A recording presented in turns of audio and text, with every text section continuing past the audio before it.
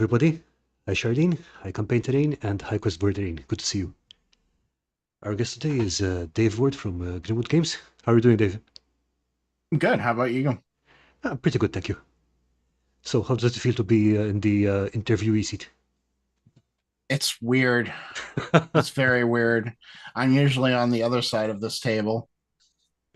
Hopefully, you'll get used to it by the end of the stream, but remember, today is all about you, so let's get going. Sounds good. Okay, how about you start by telling us a bit about yourself, about how you got into gaming, and about Grimwood Games in general? Sure. I've been gaming since I was 12. I literally had a friend grab me by the scruff and say, I'm going to go play a game. Come here and play. And then since then, I've played pretty much until my son was born and then took 4 years off. And recently, I've gotten into streaming my games, which is a whole new level for me. Um, and So I have about 30 some odd years of gaming experience, roughly. Yeah.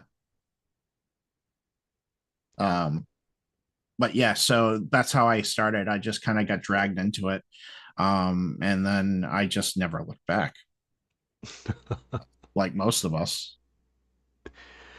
Yeah, I mean, I think that would be a similar time frame to how long I've been playing, but I did take a longer break in between. Oh no, I think Hold you're. on. I Oh apologize. no, your Something camera happened. died. Yeah, give me 1 sec. All right, take your time.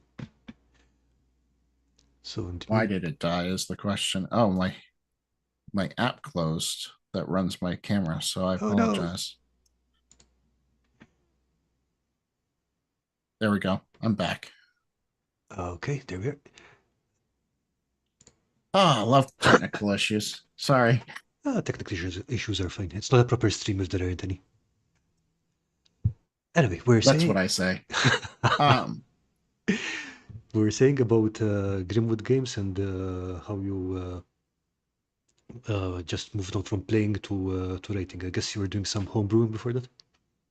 I've always done homebrew. Homebrew has been pretty much the only thing I've done since I started DMing. I did one module when I was 16, and then I just everything I've done since then has been homebrew. Um, uh, and when I started Grimwood Games, I was like, "What am I going to call this?" And it just took forever to find a name. And then I finally settled on Grimwood, and then Grimwood.com was taken. So, but Grimwood.games was available. Ah, So Grimwood Games just worked. So I was like, okay, that's what we're going to call myself. okay, let's see. Campaign Terrain is asking. Yeah, it's a different system cross entirely. Very different system. Ironsworn is a very complicated, crunchy system, which is fun, but this one is a very rules light system. Okay, just to get some basic stuff out of the way first.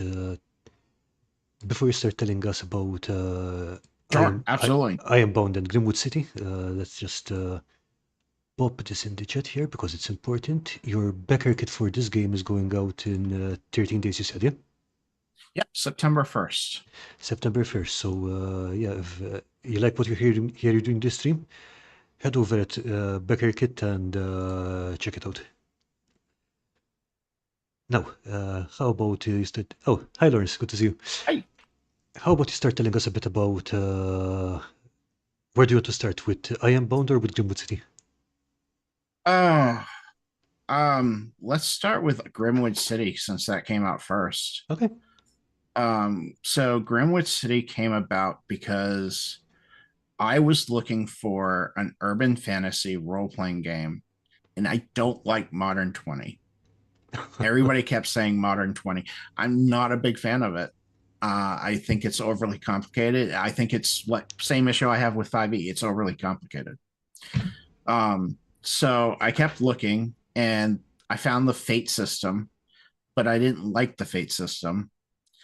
And I was trying to create basically a world where I could play Dresden, because Dresden Files is really where the inspiration comes from. I was going to ask you about it, in fact, because it really does have a very strong Dresden Files flavor. It does have a very strong Dresden File flavor. It's not the same because there are a lot of differences, but it definitely has that flavor in it. Because he's a huge influence. Jim Butcher's a huge influence on this. That and the Mercedes Thompson series by Patricia Briggs is a huge influence. I'm sorry. It's that. Mhm. So that was really good. But so I started writing it, and I started writing it for 5e because I was like, well, if I'm going to sell this, 5e is the way to go because that's what sells.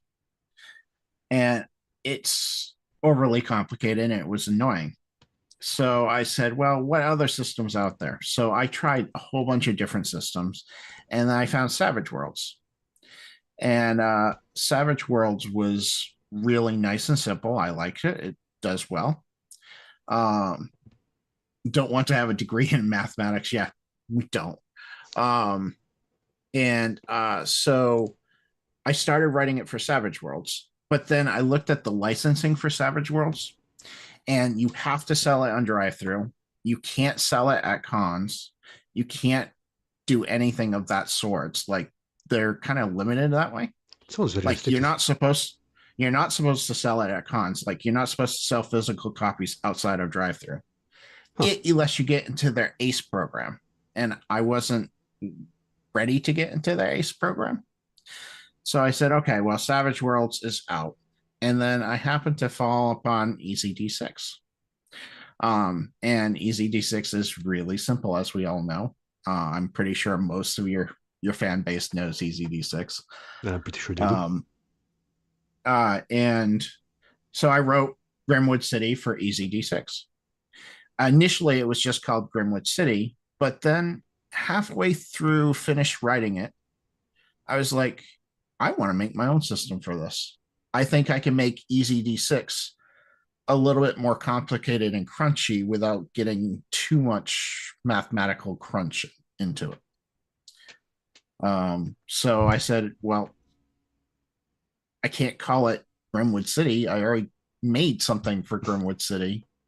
So I said, all right, I'll call it Ironbound because Ironbound are the regular humans in the world. Yeah, so that's how the manifestation of Grimwood for EZD6 came about, and then the manifestation of Ironbound. And I released EZD6 because I was like, I got to learn how drive-through RPG system works, how they print, how they do all that. So I released EZD6 version so I could figure that all out. So yeah, this was your first attempt at publishing anything. So the learning curve on there must have been pretty high. Oh, it was huge. But I feel a lot more comfortable now, and that's what I wanted. I wanted to feel comfortable going into my own system. That makes a lot of sense, yeah. So, yeah. So that's how EZD6 for a Grimwood for EZD6 came about. Okay, if I can bring up the table of contents on your Ironbound preview. Okay, and yeah, hope you're not going to do Hasbro on me and copyright strike for this. No, I'm not. that was super weird, but yeah. That's so stupid, but that's all right. What are you gonna do? Yeah. That's what they do now. Okay, just going over the factions that you've written to this setting. So we've got magical factions. Yep. So the magical factions are mostly Fey and things that didn't kind of fall into anything else. So really you got your Fey, you got your Druid circle, you got your Wizard circle. You got a witches which kind of fight the Wizard circle. They're kind of like a revolutionary type type thing where the arcane circle has a grip on the city. Mm-hmm. Um, and then you have the Sylphide circle, which kind of fights the Fey circles. They're kind of like the revolutionaries for them. And then the Sylph Weaver Guild is kind of where spiders are, and you can't play a were spider, but were spiders are a thing in the world. Okay. Then you've got the werewolves, I guess. Yeah, you got werewolves, were lions, were bears, were tigers. That's basically how they go straight down. They're basically pack mentality. The only one that's really not is the light clawfers. They're kind of because tigers are kind of solemn hunters, Mm-hmm. so they get together to protect the community, but they also are kind of solemn by themselves. Okay. Then And the Ironbound are the human organizations, yeah. exactly, the human organization. That doesn't necessarily mean there's no magic involved, but they're mainly human based. Like these are organizations that the Ironbound would know of and know exist. They might not know exactly what they do secretly, but they know they exist. You have the Order of the Silver Flame. The Silver Flame is a kind of like a Christian god replacement for the world. Okay. Um, and the Church of the Saints works with the Order of the Silver Flame. I do see an error that I have to fix, and that's driving me crazy. Then you have the Grimwood Police Department, or the GWPD. Um, they're just basically your police. Most of them don't know magic exists. And then you have your Oversight Reactionary Bureau. They're, or ORB, as I call them. ORB is a kind of like an FBI slash MIB type organization for the magic. So they kind of handle like when magic gets astray, they're the ones that tell us reporters that it's gas leak or something like that.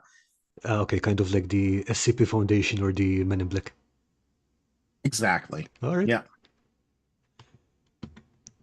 Okay, and going on, then we've got the vampire broods. So, Yeah. So you have your night spawns. They're basically your red vampires. So there's three different types of vampires in the world. Two of them can be played by player characters. You have the Corophon vampires, which are your blood vampires. They're the ones that are your typical movie vampires that you see. You have your Emovarian vampires, which are kind of like emotional vampires. They drain emotion from people. kind of like the White Court kind of thing Kind of in like the Dresden. White All Court. right. Yep. And then you have the Mercetti vampires, which are your Nosferatu. They're disfigured from the virus. They tend to be very evil. They have no morals type deal. Um, and basically, your night spawns are your standard Corophon vampires, and then you have your Court of Ivan Brosovich, which is he's basically the head of the Morphades vampires. He tends to lead them with an iron fist. And so that's a very evil brood. Okay, so they're basically got the vampire mafia kind of thing. Yeah, vampire mafia. That's a good way of putting it. Um, and then the red brood is basically just another. They're kind of a conflict with the night spawns. And then you have the Celestial Court, which is your Emovarian vampire court. Um, they tend to run a lot of the brothels and stuff in the city. So, Okay, then I see that you've got magical criminals, yep, which is not the same as criminals using magic, right? correct. All right. Magical criminals are magical species that are a criminal organization. You have the Red Caps, Blue Bells, Green Fingers, and Purple Pips. They're all known gangs that live in Littleton, a small little corner of Grimwood, and basically a giant gang war field. There's everybody claims to have a little piece of it. And then you have the Drain Dwellers, who are a goblin clan that lives in the sewers of Grimwood. So they're kind of like the entryway to the halls of the Pharaoh, which I'm sure we'll get to. Um, but the halls of the Pharaoh is kind of like an ancient city that used to exist underneath Grimwood that no longer is functional. But a lot of monsters still roam it, and there's still a lot of treasure down there. So you can do like a dungeon delve episode or something like that. Yeah, that's pretty cool because that's not something you would normally associate with an urban fantasy. Correct. But that way it does fit in really neatly. Hey, I have a question. How do you picture the gnomes in the setting? Are they like Dungeons and Dragons gnomes? Are they like I don't know, No, tinier gnomes? honestly, you probably would a normal Ironbound would probably just consider them to have dwarfism. Are it? Um, and that's how I see them in the system. Is they're just basic. They look basically human with dwarfism type aspects. Um, Oh yeah. Obviously, no, not dwarfism, but that definitely looking like that. Okay. Yeah, yeah. Because I forgot because the people in the setting would not know that there are other things running around. Okay. Yeah. Correct. 95% of the world doesn't know magic exists. Magic is secret and hidden. Including these other species and stuff. All right. Most of the other species know the other species exist, but they only take up like 5 to 10% of the population. Mm-hmm. So most of the ironbound it don't know what's going on. Okay. And what about the corporations? Uh, I've always been one to have evil corporations in my game, especially when I do urban fantasy. So every single one of these corporations, they have a main branch that the Ironbound sees, but they all have that secret hidden evilness inside them. Like Aurora Energy actually uses magic to create power for the no one knows magic is good. Just like Just like Earth, it. yeah. Uh, Aurora Energy basically uses the ley lines to supply power to the company, but in doing so, they do destroy some of the magic in the world. Echelon Corp is a fashion group, but they also are like a uh, stock market trading company that in Metroplex Communication. They're just a telephone communications company, but there's some shady things going on underneath that. Um, Same with Neotech Industries. They're basically a tech giant. Think IBM, Nexus Biotechnology. So I've wanted the ability to, if somebody wanted the capability of doing cyberware in the game, I didn't put it in the game, but I wanted that. Like it's kind of like the start of cyberware Mm-hmm. in the world. And then Zentech, they are the ones that created basically the internet in this world. Okay. They call it the Zen Sphere, and it has three main components. It has the regular browsing that you would see on a computer. It has AR and it has VR capabilities. Okay, so again, you've got the cyberpunk style net running stuff in there. Yeah, I do. A lot of people who have played it say it kind of feels somewhat Shadowrun-ish in some points. Yeah, I like how you use this to build expansion points into the settings, into the setting. Yeah, I'm hoping if the backer kit goes well, I'm hoping to put two expansions out for this. One of them adds more cyberpunk type feel, and then one of them will just expand the classes and the urban fantasy feel. So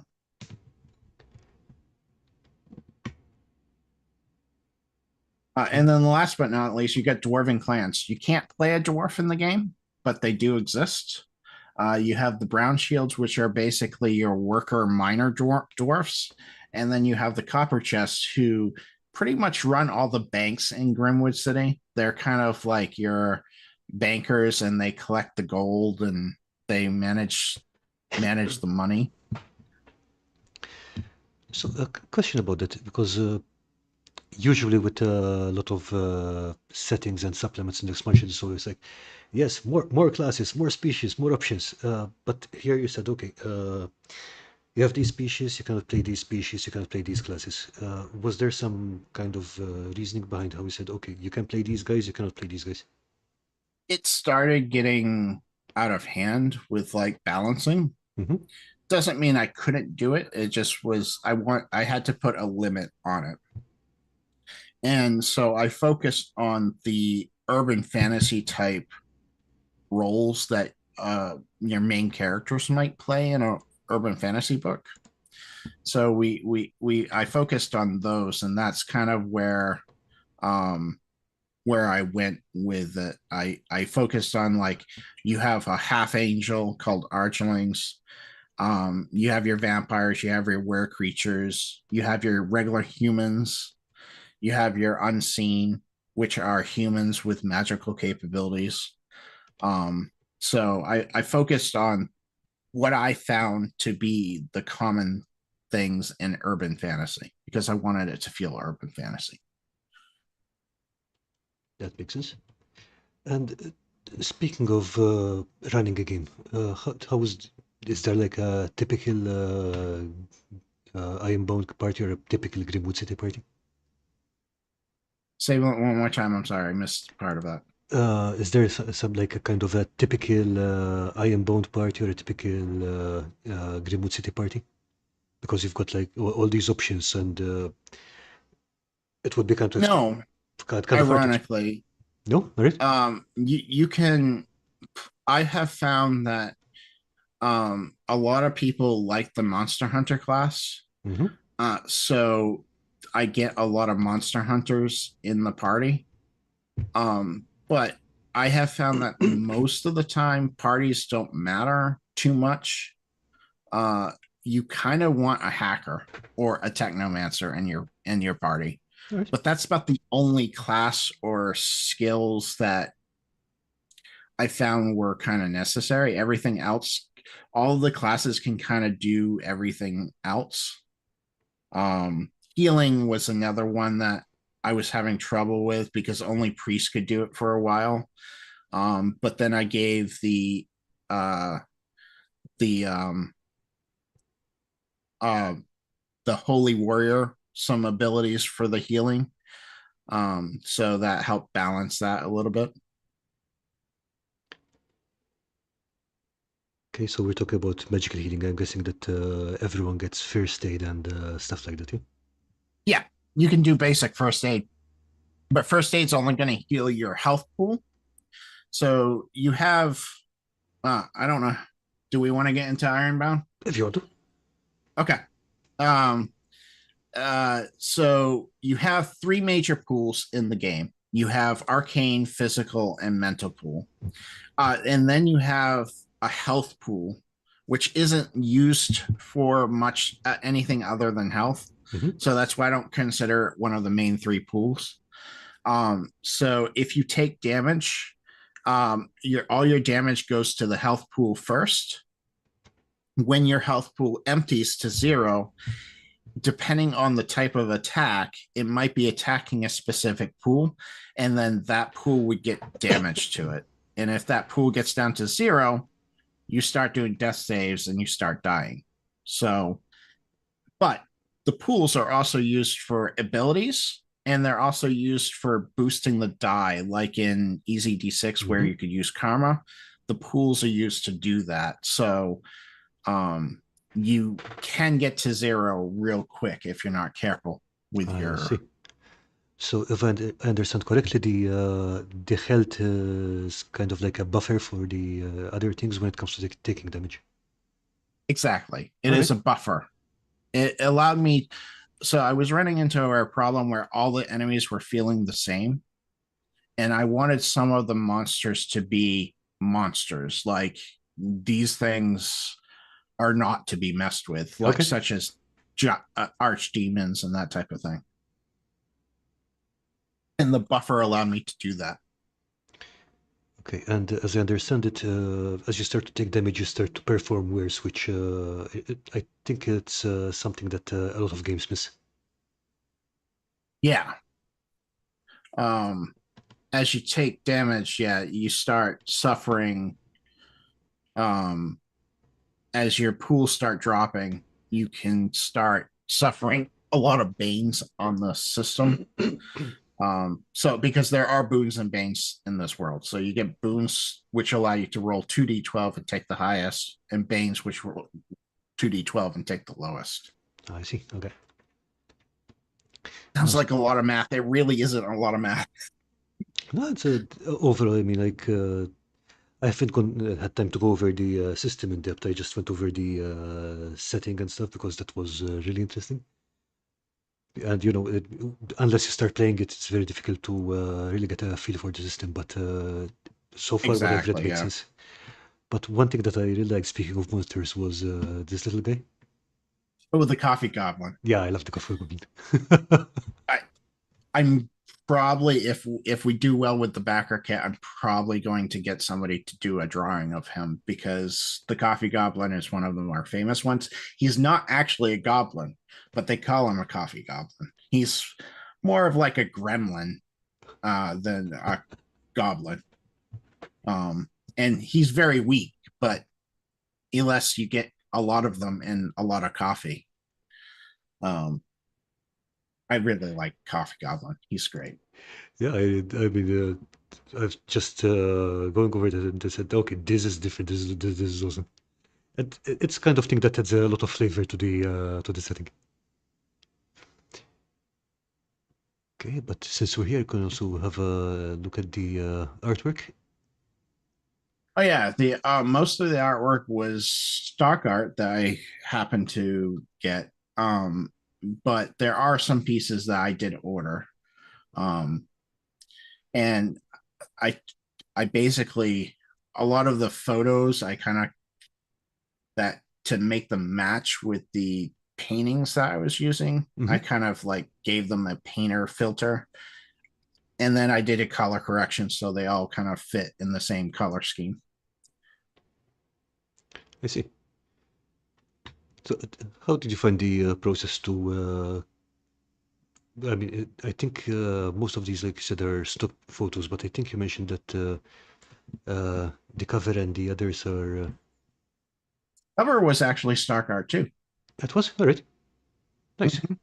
Mhm. It's from a guy named Wormtail. He's really talented. A lot of the art came from him. It came from really two main sources, and they're both on Adobe stock. Um, and those two sources, they're really good, talented artists that I've already reached out to them to for my next book, to actually get them to help me draw on the next one. So Okay. Is it too early to tell people about it? Because that is also sounding very awesome. um once this is all set after September, and I put in all the things that the backers give me, because the backers can add to the world. um I'm starting to write a anamorphic superhero game, or basically Zootopia with superheroes. Or another reference might be Darkwing Duck, that type of like animal but superhero type world. Um, That sounds like so so much that's fun.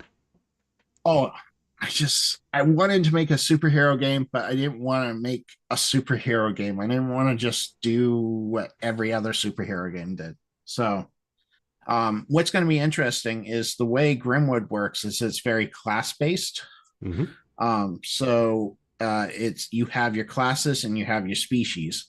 The way this is going to work is you're going to actually be able to build your own animal species, and then uh, and then there's no classes. You're going to actually build your superhero based on powers. Ooh. I mean, that could definitely change, but right now that's what it is. Okay, so definitely something to watch out for. Now, Yeah, that's going to be at least another year and a half. yeah, So no, don't no, get no, no rush. Let's get the let's see this one out of the door first. But yeah, would you like to tell us a bit more about developing the system? How where do you even start with that? started with playtests, lots and lots of playtests. Um, I've done almost 2,000 games with this. Wow. Um, so I it took a long time. I've been developing this for about 3 years, and about 2 years of that is all playtest. Oh, this sounds like on average it's more like than 2 games a day then. So uh it did help that I had a campaign that I was doing that I do every Friday. So I am counting those episodes into the playtest. Um, but I couldn't do anything without my Discord and my playtesters. They've been so essential to making this successful. I mean, yeah, I mean, a support group to run with the ideas always helps. Yes. Um, and I finally found some DMs to actually run it. That's one thing I've been having problems with Oh, is DM playtesters. I see. Um, so I found 4 or 5 DM playtesters. They're playtesting it right now. So we'll see how that goes. Were there any particular areas where you found up your camera went off again? What is going on? I'm so sorry. That's all right, don't worry. But I was saying, were there any areas in the design that you found particularly tricky? Kind of like, okay, I want to model this thing, but I have absolutely no idea how to get there. Or like something that just wouldn't work until it did. Things that wouldn't work that didn't make it into the cut. Um, yes, but I'm not willing to talk about those because they might make it into the expansion. No, no, I'm asking more about things that didn't work, and then you had the light bulb moment, and oh, okay, this will work now. And Oh, the pool system. I yep. wanted the pool system from the very beginning, but it wasn't working. It was having complications where I was giving too much pool points to the people. So they were just throwing them out willy nilly and they weren't feeling that sense of danger that I wanted. So I cut them in 3/4. Like I only gave them a quarter of what I did before. And my playtesters that playtested it really liked it. They had a lot of fun. But then I went to my campaign that I've been going on normally and I cut their pool points and they were like, I don't like this anymore.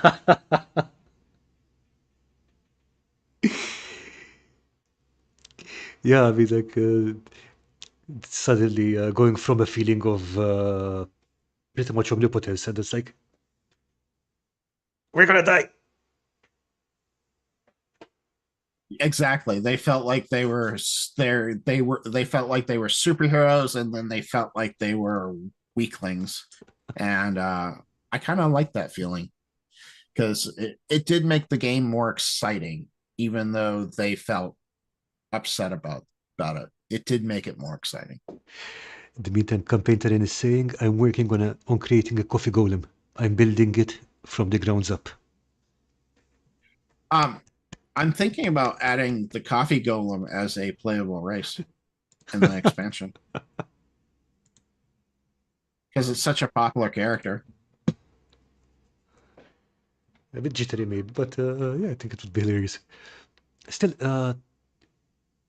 what you were talking about the feeling of danger and stuff, that I think that's really important to create if you want to create that feeling for the game because let's face it, even for example, Dungeons and Dragons has that problem. If you have 300 hit points, then you can pretty much tank anything. Exactly. Yeah. Um, that's the problem I have with Dungeons and Dragons, and I was having the same problem. So I cut them, and then I was having the problem that I was killing people too quickly, and my Oops. monsters all felt the same. So that's where the health points came in, health pool came in, which Uh-huh. might get renamed. It might get renamed to stamina because somebody in one of my playtests says this feels more like stamina, like you're exerting yourself, instead of like health. And I kind of agree with them on that. Yeah, that makes sense. But it's interesting to see how the mechanic was created to balancing. So it's pretty interesting. Yeah, no, and a lot of time has been sunk into balancing this system, and it's not a complicated system to balance. So it's just I wanted to get that balance right, um, and that was important to me. So all of the classes feel really well balanced. None of them feel like a um, weaker class than the rest. Um, I wanted, if you wanted an all wizard party, I wanted you to be able to do an all wizard party. If you wanted an all hacker party, I wanted you to do all hackers. Probably my weakest two classes right now are hacker and thief, Mm-hmm. but I have fixes coming for those. Okay, where would you say that they're weaker? What kind of? I wanted my thief to be my DPS, and he does. They don't do enough damage right now to actually be the DPS. They can't be a glass cannon, Mm-hmm. and that's kind of what I wanted them to be. Where in my hacker, just they feel a lot of my hacker playtesters feel they don't have enough to do. So I'm hoping to add more options in for those hackers. Yeah, I mean, hacker does Um, sound like it's not a question of your system. It's just the concept of hacker is very situational. yeah, I agree. It is very situational. But there's ways that I can improve it. Like I'm giving them the capability of hacking actual weapons, like assault rifles and stuff. I'm going to have the assault rifles have computer chips in them because most of them do nowadays, anyways. So we're going to have the capability of hacking those on the fly and that type of thing to give them a little bit more capabilities, and also to help boost other allies. I want them to be able to boost other allies too, kind Yeah, of I like think the it was. soldier, which is funny. My soldier is not a soldier; he's more of a commander. I mean, potato, potato. It works. Yes, actually. Um, but yeah, so um, oh yeah, so those are my two weakest, and I still don't think they're weak. I just think they're the weakest classes, out of all of them. Okay, and you mentioned also before the start of the stream that one of the reasons you wanted to start this was for to create modern equipment. Yeah. So I wanted to do. So what's interesting about the way my equipment works is I initially started with a whole big list of equipment ideas. Assault rifles, AK, it was a big list, and they all had different damage points and that type of stuff. And then somebody says, one of my playtesters said, why not just simplify it? And so I've literally taken it from having 100 different items to having uh, three, having medium, light, medium, heavy, and for melee, And then the types of melee are slashing, bludgeoning, piercing. So you have light, medium, heavy in each of those three categories. And then in range combat, you have your auto rifles and you have your single shots, and they come in Mm-hmm. light, medium, heavy, and that's it. So in it, there's no names or anything to it. You basically can create your own weapon and just put it into one of those categories. I literally had player tester. Actually, no, it was chat. I was doing a character creation chat, and they created a monster hunter that was a teenage girl who had this stuffed teddy bear that she magically imbued and used as a weapon to attack people. Okay, and that fits into one of those categories. Nice. If it's in, they made it a medium bludgeoning weapon, and that's into that category. Okay. Yeah, it's funny that way because again, simple open categories tend to have a lot more flexibility than if you have a menu, you can't order off the menu basically. Oh, and that's a whole nother thing. You want to talk about flexibility. I use a very similar magic system to Easy G6. It's Okay. not the same, but it's very similar. It's open. It's an open system. So basically, you tell the DM what you want to do, and they set a target number for you, and then you have to roll against that target number to cast the spell. Okay, how does that work? Do you use one of those attribute pools, or do you have a separate magic pool? How does that work? You can use arcane. So you have arcane.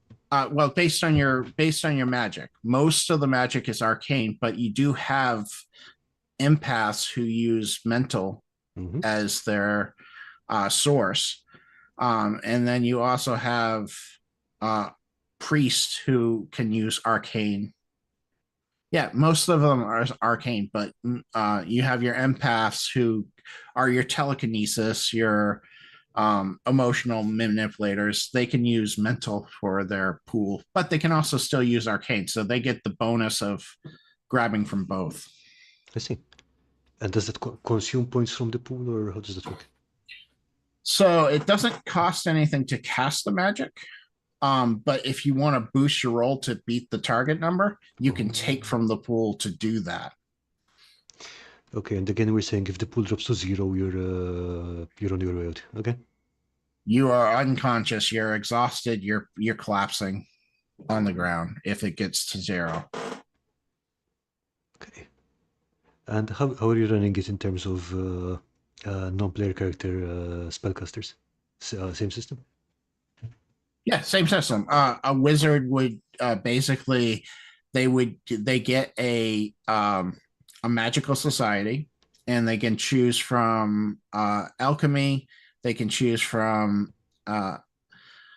elemental, necromancer, empath, holy. I'm trying to think. Oh, and then they also have wild magic. Wild magic is what's interesting about wild magic users is they can cast anything from the other pools, other sources. But if they get a 1, they have to roll on a table to see what happens. Ooh. Okay. Some examples? What'd you say? I said, do you have some examples of that? Of failures. Yeah. One of the examples is that they take a certain amount of feedback damage, but then they end up with blue hair. Okay. So it's weird things like that happen. So your wild magic users tend to have like weird color hair or a weird long nose or something like that. Yeah, I love those miscast tables. I think the Yeah, first time. it's only a D12, so there's only like I think it's 6 of them, and each level is like two options.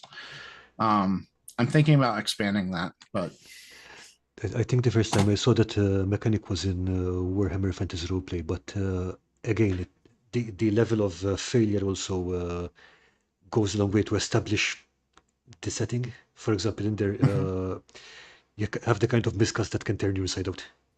It's like, ooh, nope, you get turned inside out, you're dead, you're out of the game. Because again, they were using that to establish that hey, magic is really dangerous. You do not want to mess around with this. I do have, I think if you get a 12 on the die, it causes 3d12 points of damage to everybody in a 15-foot radius of you, including yourself. That sounds like a lot. Yeah, it is a lot. It hurts.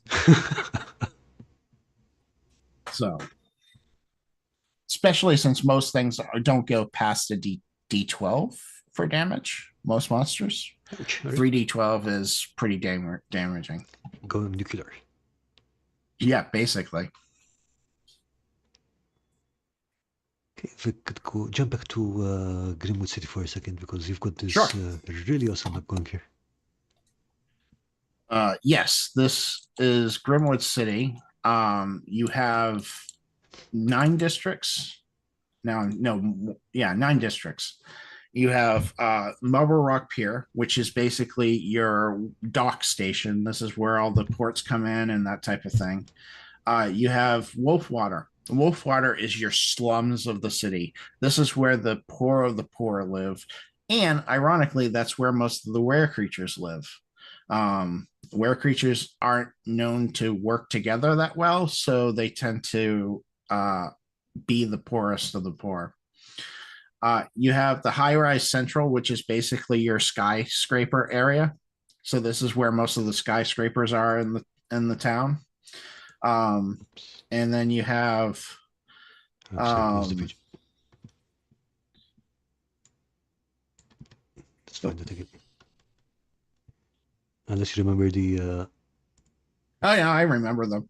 You have Littleton, which is it's up further. I think it's the very it's going up. You want to go up. It should be right there. You have Littleton, you have Winterbank.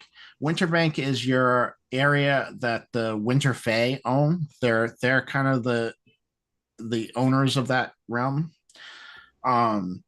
You have Dawn Row, which is basically your Summer Fae, and this is more of like a greenery area of Grimwood. That's where most of the parks are, as you can see. Mm-hmm. You have Obsidian, which is where the vampires live.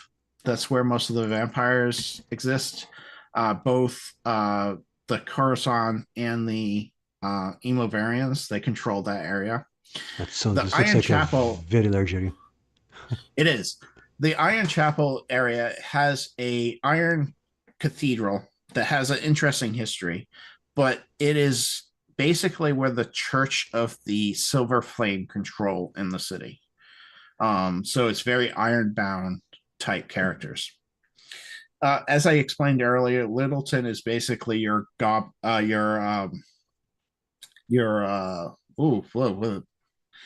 this is where most of your blue bells and red bells. That's where all of your gangs are.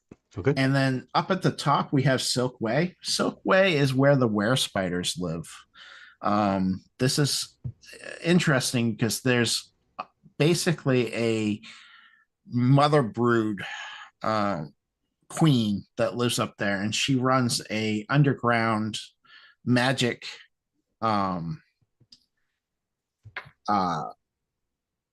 auction every so often. So okay.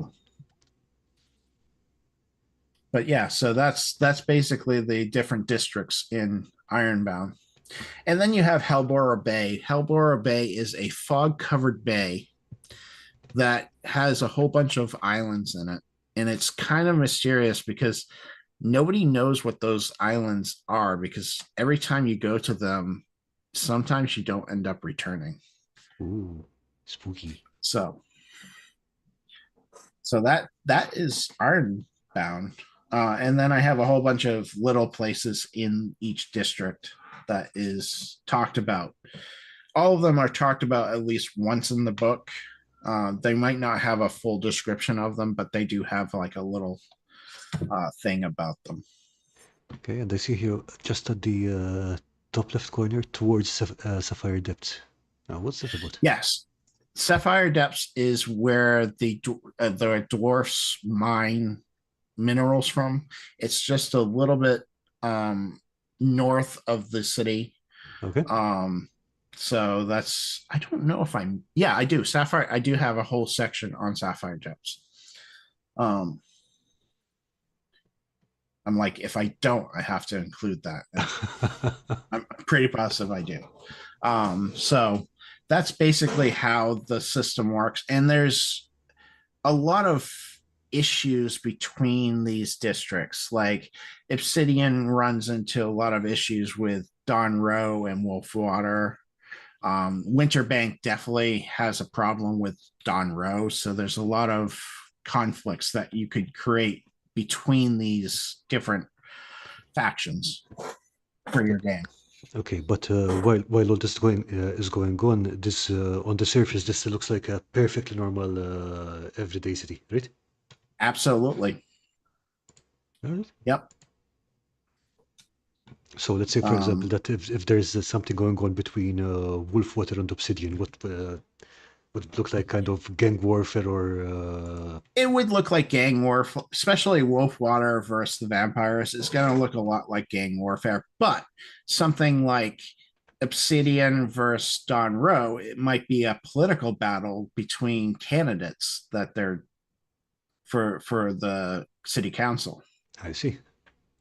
So you gotta like think of your factions and how exactly would they fight each other, because Don Row, the Summer Fate aren't going to go straight out and attack the vampires, and the vampires are going to go straight out and attack the Summer Fate, but they could definitely do it politically.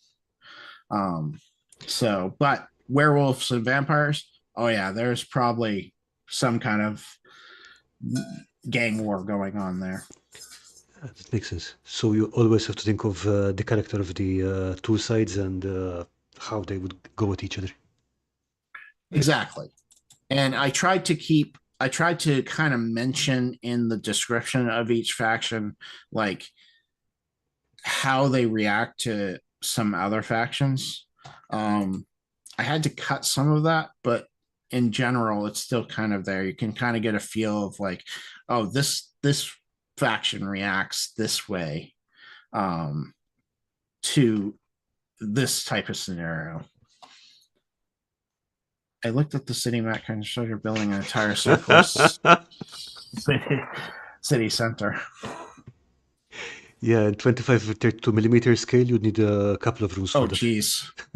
Yeah, you would. Yeah. Do it, Cross. Do it. Do it. Yeah. You know you want to.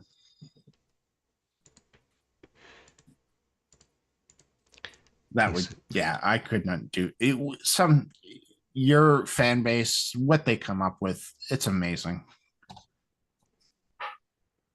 Yeah, I mean, looking at the level of detail on the map, I'm not even thinking of trying that.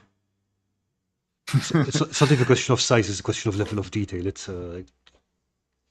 ironically, I didn't come up with the detail. no, It was a computer generation okay. Of the city, so I used random generation to come up with that city. Because it was just easier Yeah, than no actually making a city. So that's how I ended up designing that city. And then I took that map and I designed the districts around that.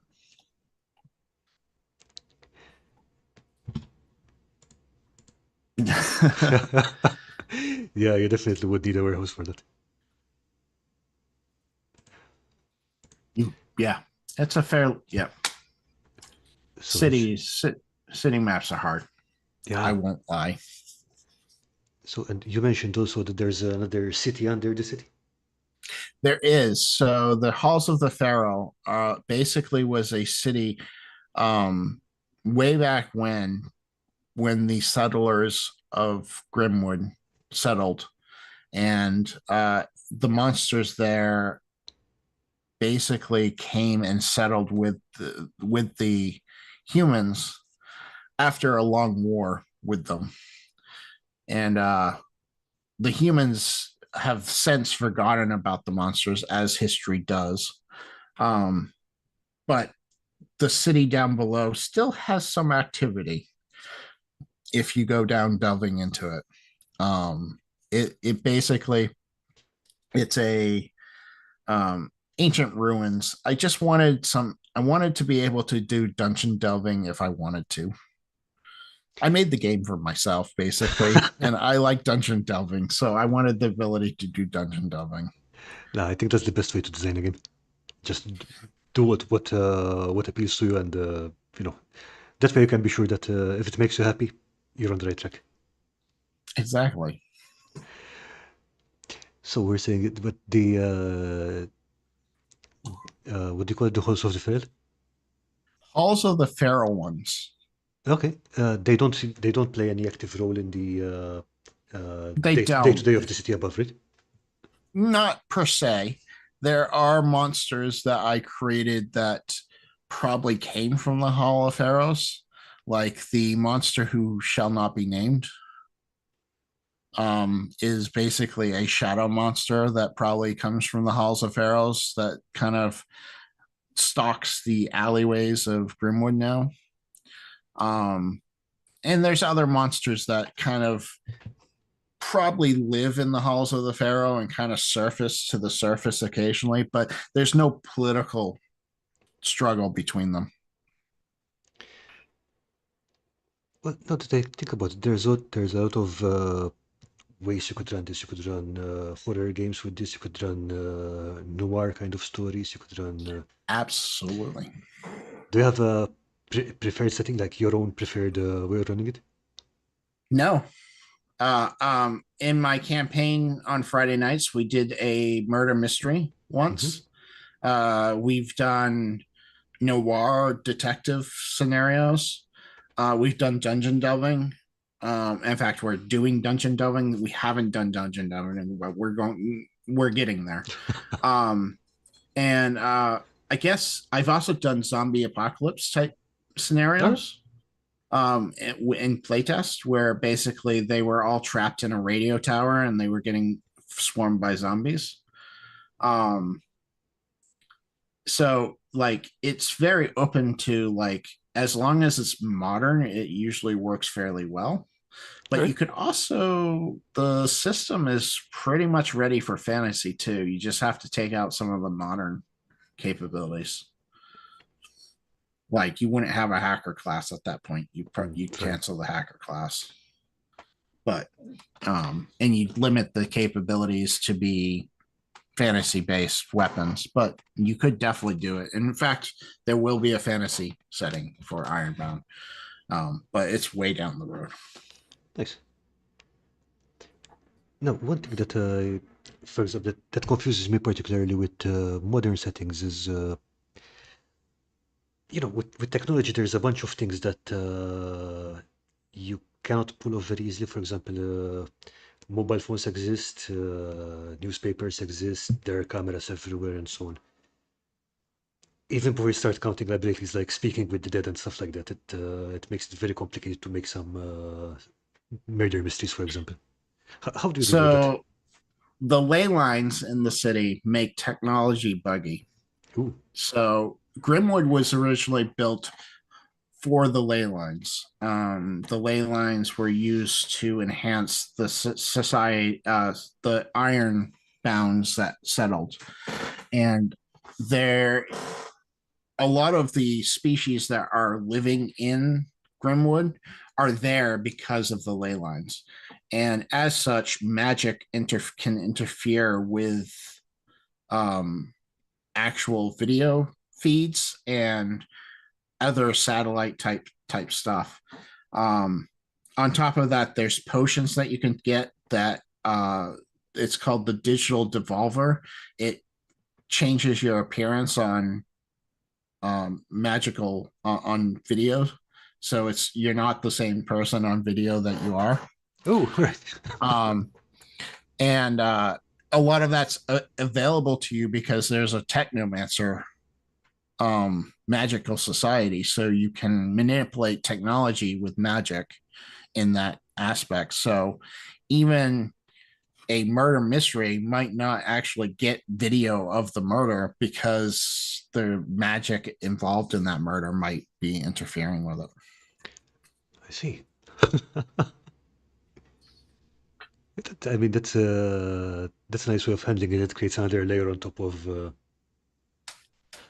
On top of that, you also Sorry. have your hackers who could go in and hack the stuff and change the video footage. Of course. Yes. I have a whole casino heist, which is a stretch goal. If we get there, I'll publish it. It's basically a casino heist which has cameras. So one of the things that the players have to figure out is how are they going to get around these cameras. Oh, okay. It creates a challenge for them, especially if you don't have a hacker or a technomancer. Yeah. It's interesting. It's like turning a complication into a feature of the game because okay, you provide ways of dealing with it. You can, and then they have to find a way to hide their traces. Yeah, so it does layer things in a really nice way. Yep, and that's basically. I don't have a big explanation in the book about that, but the tools are in the book. So if you look at the tools, you can figure out how to handle it. I didn't do a whole GM spew on this book because I don't expect beginners to pick up my book and play. Let's be truthful. Fair They're enough. going to either play Pathfinder, D&D, or something else. So I didn't go through a whole giant spew of this is how you should run a game. I'm expecting you to be somewhat experienced, even if it's only one game, to play this game because you're not going to find this game if you're not experienced, in my It would be opinion. very unlikely. Yeah. So I didn't go if it was a fantasy based one, maybe I might throw it in there, but being urban fantasy, you're looking specifically for this type of stuff. Yeah, that makes sense. Still, I mean, like, Um, if there was any advice you had to give anyone who was to run this game, what would it be? um, just keep in mind hacking and technomancers in your planning because they can really screw up your planning when you're not thinking about them. Oh, it looks like you have some stories about that. Uh, yeah, I mean, when I first started, I didn't think about them because I was like, oh, well, they're technomants. I mean, I'm going to have them in the game, but so I didn't put defenses against like a turret and somebody just hacked a turret. It was a technomancer, so he could do it at range. So he just hacked the turret and mowed down the rest of my group of the bad guys. Okay. So I mean, but that's also a feature of the game. But you have to kind of keep that in mind when you plan out your maps and your layouts. Yeah. So, for example, one thing I'm thinking, for example, is if you're planning that the bad guy is hiding in a secure bunker or something, you have to figure something out. Otherwise, the hacker is just going to open all the doors and they just can waltz in and with no opposition whatsoever.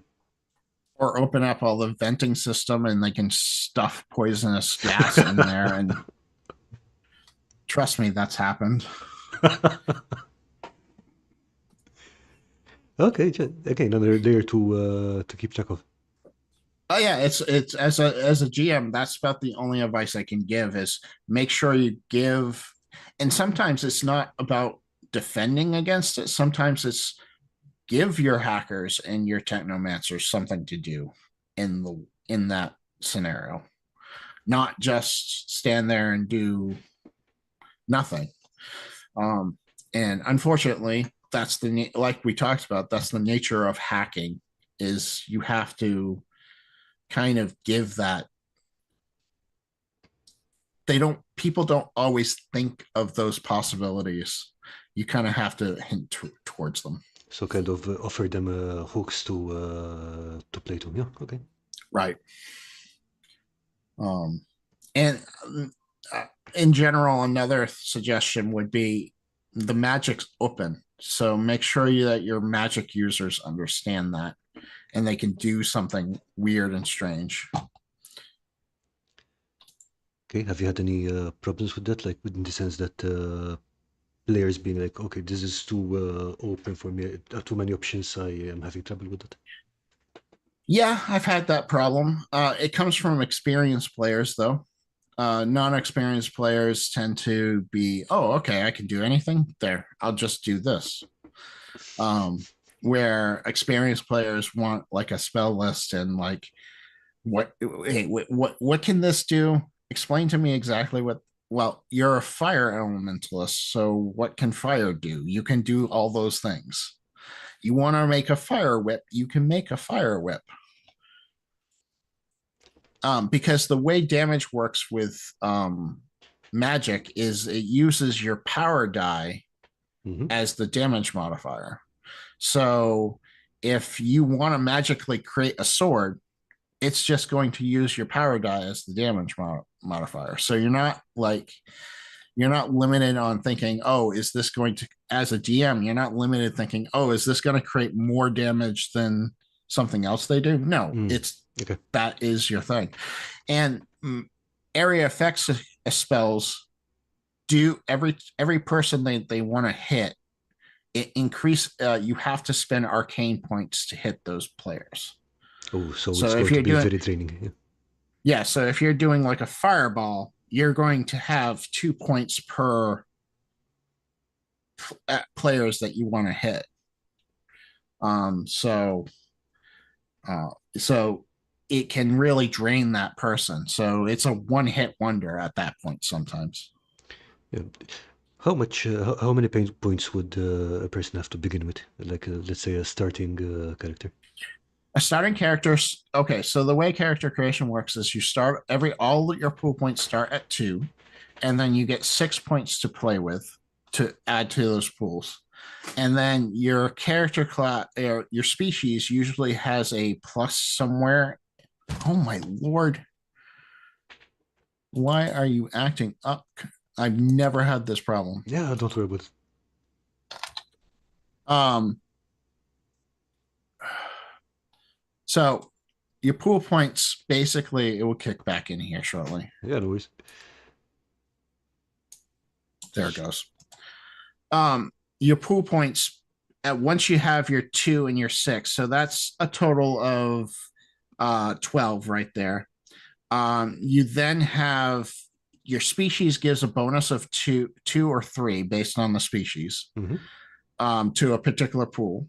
And then your classes have an additional 6. So in total, you're talking pool points, you're talking roughly about 20 pool points. Okay, so let's say that someone who put everything into arcane, it would be around 12, like 14 maybe. Yeah, it would usually. I think the highest I've seen somebody get up to is 18, but they really suffered with their mental and physical, and I made them. It was very punishing for them doing that. Everything else would be extremely low. Just literally focus everything on that one. An average player, if they play it right, usually has about 14 in one of their stats, 10 in one of their stats, and about 8 in their last stat. So no, definitely no fireballs left, right, and center. Is good. You're going to have to. Yeah, you're not going to hit a lot of. You're not going to go and. Most you're going to hit is like if you have a 16 in your arcane, you can hit about 8 people, 9 people. So. Okay. Nice. But remember, if they drop to 0, they also fall unconscious. Okay. So they have to keep something in the tank, yeah? They have to keep something in that tank. And if their health points drops, the enemies do have pool-based attacks, the attack-specific pools. So, okay. I have a monster called an Archdarkling who attacks mental pools, and that's all he does is mental pool attacks. So as soon as the health is gone, he's just going to attack your mental pool until you fall unconscious. Do you have are there long-term effects of because you mentioned death saves, I think, but I I don't have have any. conditions, but I don't have long-term effects. I do have conditions in the like I have paralysis and all your typical conditions that you would normally see, blinded, that type of thing. Okay, so it's not like say Call of Tool where you have you lose your sanity points and you end up in an asylum for X amount of months. No, I thought about doing that, but it just wasn't feeling right for the game. Not a part of the vibe of the whole thing. Yeah. Right, correct, yeah. So it just wasn't jiving with the whole like spending your points. Oh, and one other thing to remember is that when players fail their roll, they get a point back that they can put into any pool, Oh, okay. except health. They can't put it into health, but they can put it into any of the three main pools. I see. So there is that kind of recovery mechanism at least. Right. Yep. So they have that recovery. They also get a destiny die, which allows them to re-roll any roll. Ah, okay. So again, so you're not just hammering down on them. Okay. Yep. So you have options. Like I tried to give my players all the options to make them. I, as a GM, I like to make my players heroes of the Hmm. story. So I tried to give a lot of options to give them that heroic moment that they want. Okay. Since you mentioned that the Dresden Files were a big inspiration for the whole setting, I'm sorry, and you also mentioned another series which I forgot at the moment. Mercedes Thompson. Mercedes Thompson. Okay. Uh, yep, by Patricia Briggs. Yep. Do you also have any other source of inspiration for when you're writing your specific adventures or specific modules and so on? Um, yeah, I mean, I use Supernaturals a lot, the TV series, Oh, and that's a good Buffy one. the Vampire Slayer. Both of those fit really well into this world. Yeah, I can see that. All right. So, um, and Warehouse 13 ironically fits kind of well in this world too. Warehouse 13. I think I've heard about it, but I can't remember That the. it's basically items give people powers, Okay. and this is a secret organization that goes and chases those items down.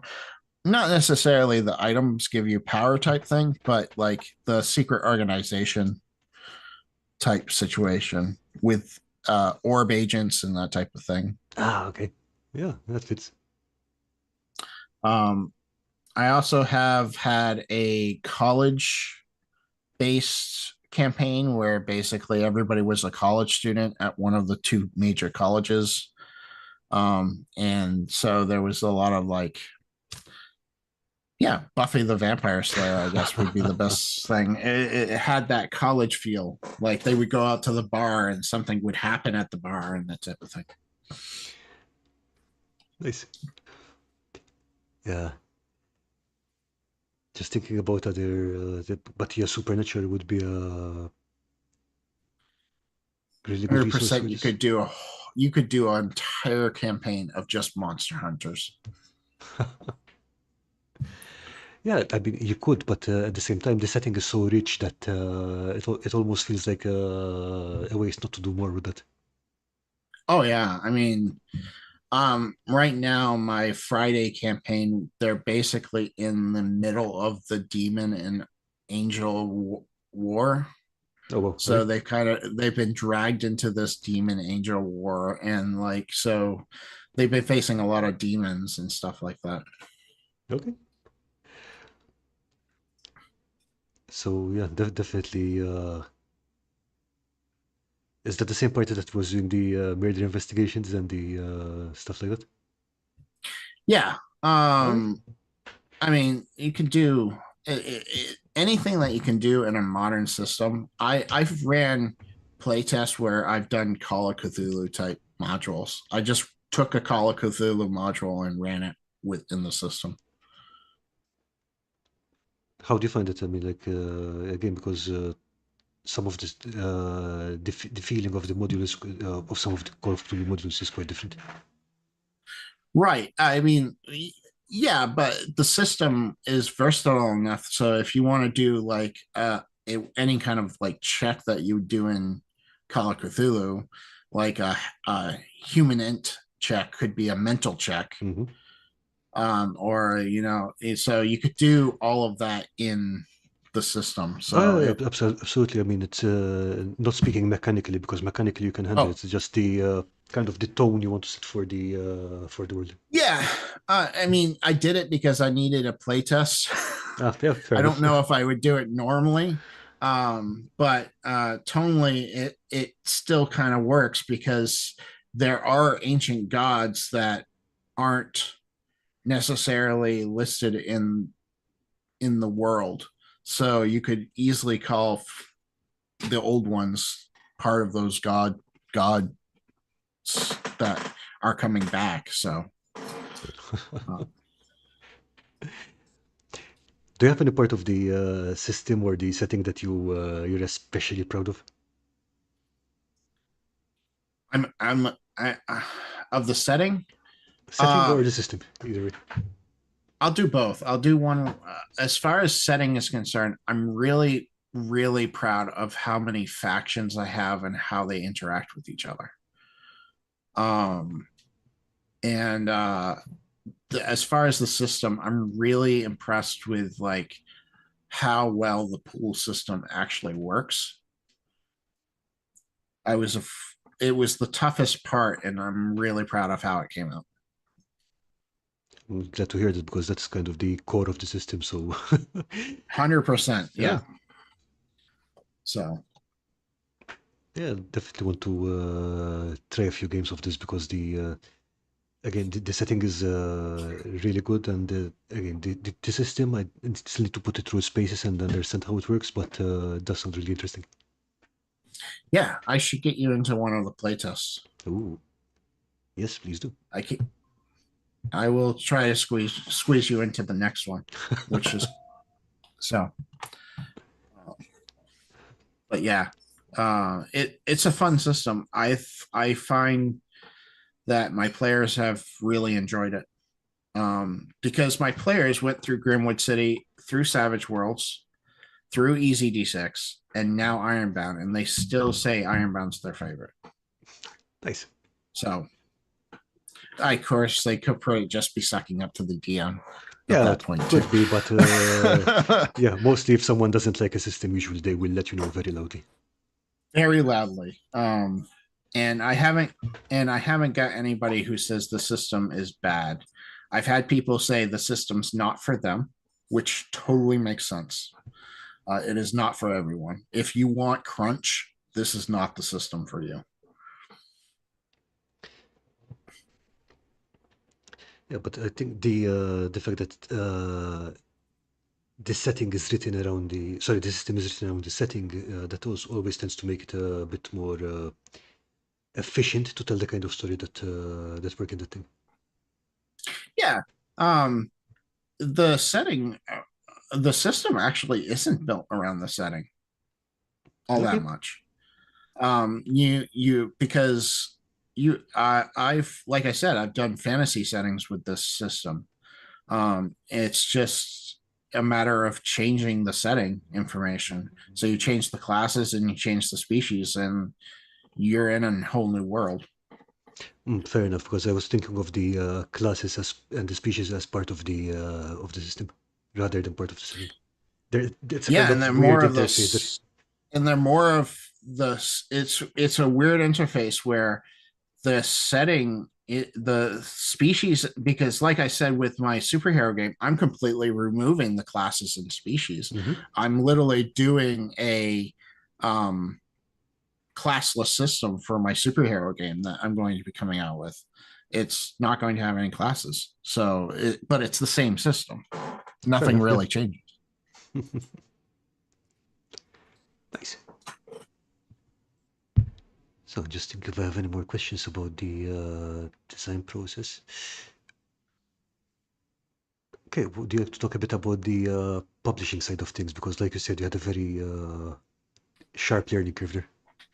Yeah, there was a sharp learning curve, and I learned that I don't have the funds for printing myself, so we're doing self-publishing. We're going through drive-through for this one.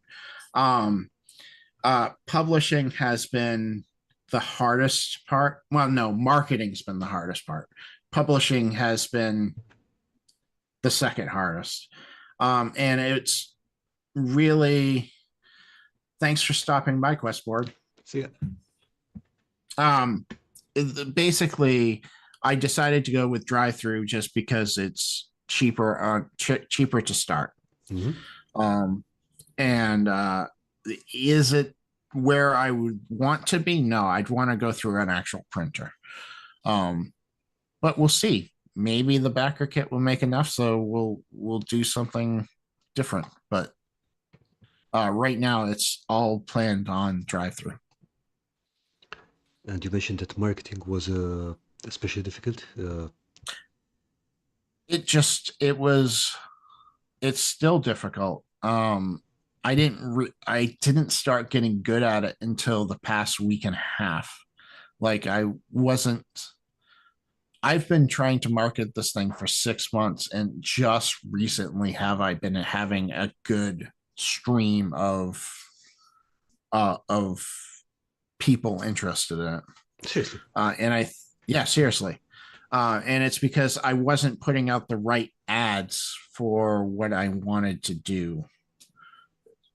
And I finally found the sweet spot of getting people interested in the urban fantasy setting. I started aiming towards more of the setting as an ad instead of the system. I see. Okay. So the thing was that just marketing system, people will be like, it's just another system, and just leave it at that. Well, I'm doing all the marketing myself, so I'm not even going through an agency. So it was more of like learning, oh, this ad doesn't work, and this ad does work, and why does it work? And a lot of times it was honestly images that came with the ad that made Really? the difference. Yeah. Visually, it made a difference on, like, I would run the same text on two different images. And as long as I was actually showing the book on one of them, it actually did better than the one without the book. All right. You wouldn't think that's the case, right? Yeah, But I mean, that was the case. okay. So, but yeah, so yeah, marketing and publishing have been the hardest ladders to climb, but I'm starting to understand it more. And I've had a lot of help in the industry. There's been a lot of great people in this industry that have come out and told me how they did their books and what they were doing. I mean, DM Scotty was one. Um, you know, we've had tons of people help me out. Yeah, that's good. I mean, from what I've seen so far in the, I don't have a very vast exposure to the industry, but most people I've talked to have been just literally, yes, here, have more information. Would like more information. Oh yeah, they're so helpful. And it's been great getting to, and that I think part of that struggle with my marketing is it's a small industry and I'm trying to get into it. It's not like I've been into it and I'm just publishing. I'm just starting to get into it. So I'm just starting to meet the right people to kind of say, hey, this is what I'm working on. I mean, from what I had seen, I mean, I think you were doing a good job of it. I mean, you definitely got my interest. Good.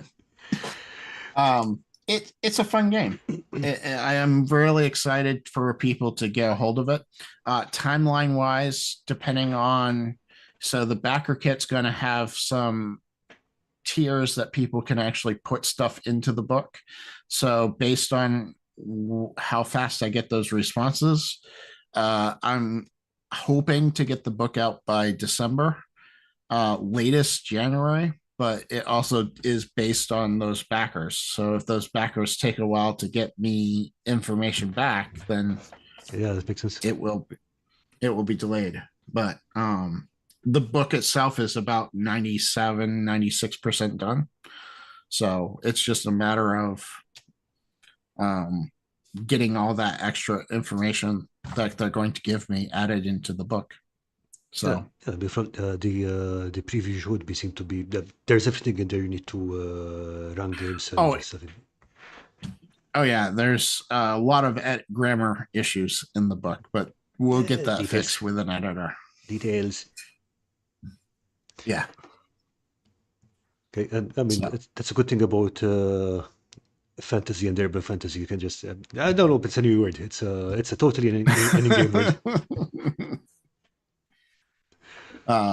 And I have trouble saying the words that I came up with.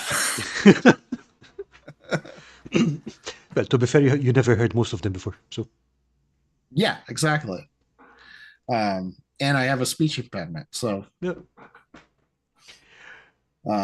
But so September 1st, I hope some of you guys are interested. Okay, I dropped the Becker Kit link in the chat again for anyone who wants to check it out. Definitely do. And I also dropped in links to your YouTube channel and your Twitch channel. Excellent, thank you. Okay, before we wrap up, would you like to tell people a bit about your Twitch channel or your YouTube? So yeah, sure. Both my Twitch and YouTube are pretty much the same. I do a lot of live plays. On Friday nights we have Grimwood City, where we play Ironbound with the folks. Every other Wednesday we play Delta Green or Call of Cthulhu. And then every Tuesday I have a podcast that I do with Mike Meyer, and we talk about news of the industry and what's going on. And we also look at backer kits and Kickstarters to see what's coming out and what's out. And then if you just hang around, chances are you'll catch me playing a game or doing some world building on it. But those streams are not as scheduled as the other three. They happen when they happen. Yeah, exactly. Okay, anything else you want to tell everyone before we sign off? No, I mean, that's about it. Check out my Twitch channel, which has my Discord. If you're interested in knowing more, go to my Discord channel. Because that's where I put a lot of like previews and future things coming up. Okay, so Dave, thanks so much for joining us today. This has been incredibly interesting, and best of luck with your Becker Kit campaign and the publishing, because I really like this setting, and I hope it does really well. I hope so too.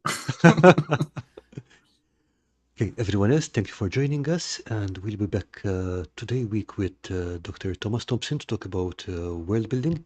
But in the meantime, you will have a lovely week. Bye, everyone. Bye, all. Bye, and thanks again, dude. No problem. Thank you.